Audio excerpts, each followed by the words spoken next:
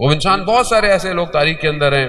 Tehran میں آیت اللہ گل پائے گائنی، آیت اللہ مراشی نجفی رضوان اللہ تعالی علیہ ارشاد فرماتے تھے کہ میں تہران کے جو کچھ بدماش لوگ ہوتے تھے اس زمانے میں، خدا مجھے ان کے ساتھ محشور کرے. آیت اللہ کیوں؟ کہا وہ مرد ہوتے تھے. اسی طرح ایک تہران کا شخص جو کہ بہت لوٹی تھا، بدماشی، برابر جو بھی آج کے زمانے میں آپ الفاظ استعمال کر لیں، ادھر ادھر لوگوں کا ڈرنا، خوف، خطر، لیکن نام اس کا طیب تھا، لیکن تھا مرد. یعنی صفت، اگر کوئی کہیں ظلم ہو رہا ہوتا تھا نا، اس کے مقابلے میں کھڑا ہو جاتا تھا. کہتے ہیں تہران کے بازار میں باہر دیکھتا تھا کہ کوئی لڑکا جوان آیا اور کہتا تھا نا کہ میں جوان ہوں، میرے پاس شادی کے لیے پیسے نہیں ہیں، تو اپنے کام کے لیے نہیں، اس جوان کے لیے ایک بازار کا چکر لگاتا تھا پیسے جمع کر کے. کہا یہ لو، جاؤ جاؤ شادی کرو، ازدواج کرو. اپنی عزت کو لوگوں کی عزت کے لیے بیچ دیتا تھا. یہ اس کے اندر ایک خوبی تھی، کوالٹی، مرد اسی کو کہتے ہیں.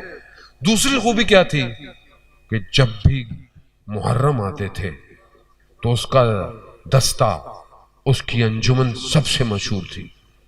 پرانے تہران، جنوب تہران کے اندر اس کے نام سے تھی. پیچھے پیچھے ماتمیوں کے چلتا تھا، مشہور تھا اس کا دستہ. ایک دفعہ کہیں، ظاہر ہے وہ انقلاب کے پہلے کا دور ہے، اس زمانے میں بادشاہ کا دور ہے، شاہ کا دور ہے. ایک کوئی زمانے میں کوئی کلانتری، یعنی جیسے ہمارے یہاں کوئی ہو سکتا ہے کوئی بڑا افسر ہو، اس نے جلوس کو روکا. اسے پتہ چلا یہ پیچھے سے آیا، اس نے آسرا نہیں کیا، اس نے وہیں اپنے حساب سے عنایت فرما دی. گر گیا.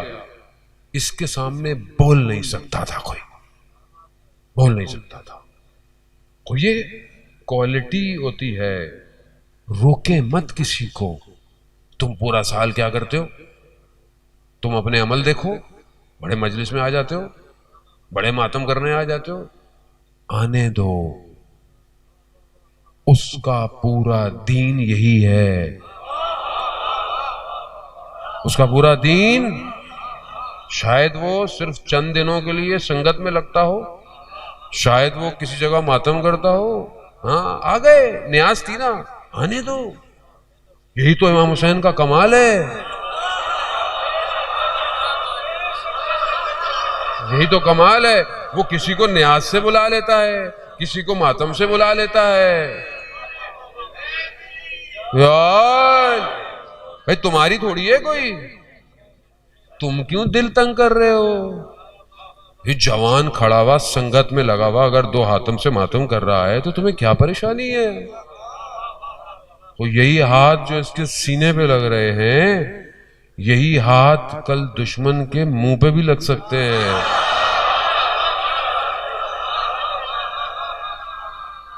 دشمن گھبراتا تو اسی ماتم سے ہے ہمارے. یار تو گھبراتا ہے، وہ اتنی زور سے کیوں ماتم کر رہے ہیں؟ کیوں؟ وہ کرنے دو.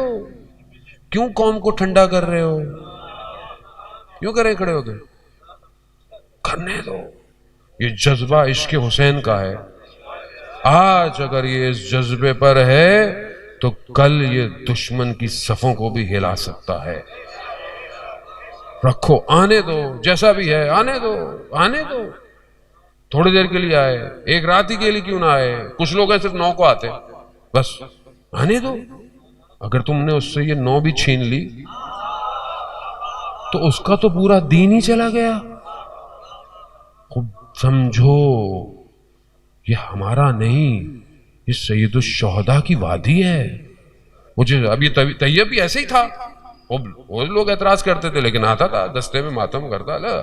انقلاب آنے سے پہلے امام خمینی نے اس زمانے میں کہا، کچھ جوان مرد تھا، آ گیا سڑک پہ، آ گیا، پکڑ لیا بادشاہ کی جو حکومت تھی اذان، سواق ان کی ایجنسیاں بہت تیز تھیں، پکڑ لیا، پکڑ کے لے گئے. بہت مارا، اتنا مضبوط آدمی تھا، مار مار کے اس کو ضعیف کر دیا.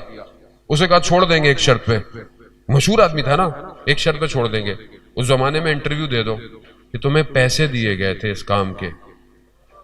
اس نے کہا نہیں، میں اتنا تو غیرت مند ہوں. کہا پھانسی کی سزا، کہا ہونے دو. اس کا بھائی ملنے گیا اس سے، بھائی نے بولا کیا ہوا؟ حالت دیکھی، کہا کیا ہوا؟ کہا کچھ نہیں۔ کہا پھانسی کی سزا سنا دی گئی، یہ پھانسی لگنے والی ہے۔ کہا اچھا؟ کہاں؟ ایک کام کرنا میرا۔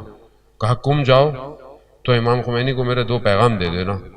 کہا کیا؟ کہا ایک تو ان کو میرا سلام دینا، اور دوسرا کہنا کہ میں نے امانت میں خیانت نہیں کی ہے۔ دوسری چیز کہ میرے حق میں دعا کروائیے گا کہ میری شفاعت ہو جائے۔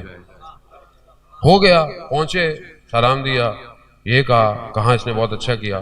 کہا انہوں نے کہا ہے کہ میرے حق میں دعا کیجیے گا۔ کہا اس کو دعا کی ضرورت نہیں، وہ خود مقام پہ پہنچ گیا ہے۔ خوب یہ ہے سید الشہداء، آنے دو۔